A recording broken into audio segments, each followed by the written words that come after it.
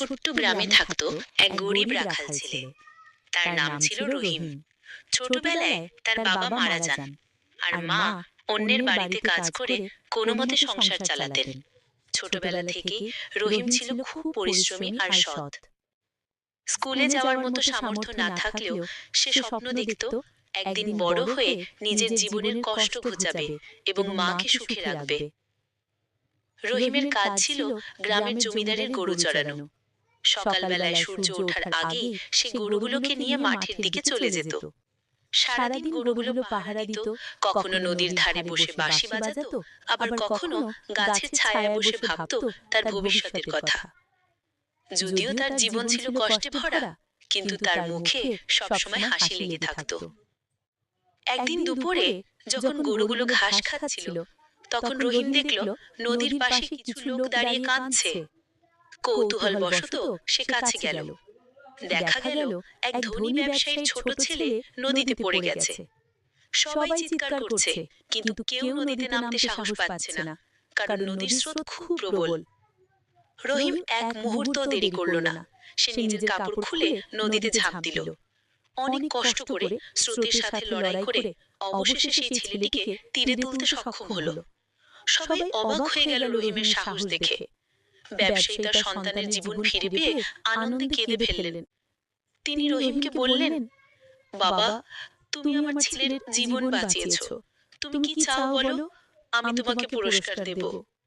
রহিম মাথা নিচু করে বলল, স্যার, আমি কোনো পুরস্কার চাই না।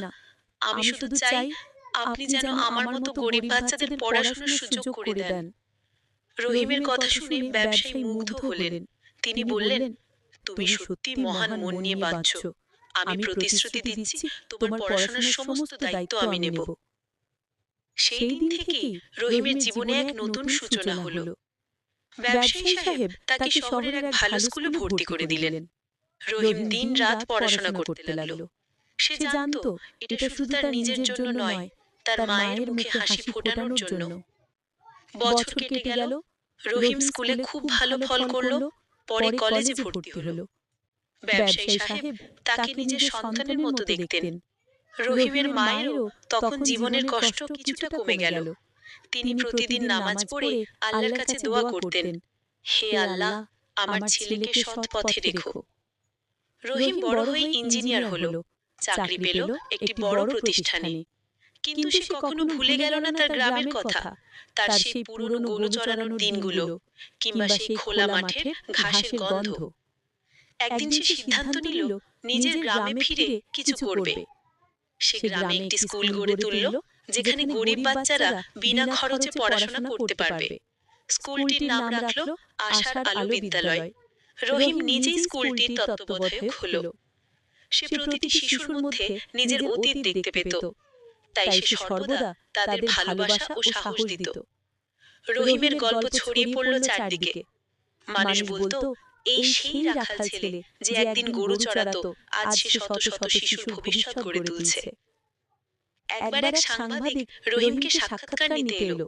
সে জিজ্ঞেস করল, আপনি এত বড় হয়েও গ্রামে ফিরে এলেন কেন? রহিম মৃদু হাসল আর বলল, আমি জানি কষ্ট কি জিনিস, আমি জানি অন্ধকারে থাকা কেমন। আমি চাই কেউ যেন আর সেই অন্ধকারে না থাকে। আমার শিক্ষা, আমার অর্জন সবই তাদের জন্য, যারা এখনো আলো খুঁজছে। সেই কথা শুনে সাংবাদিক আবেগে কেঁদে ফেলল।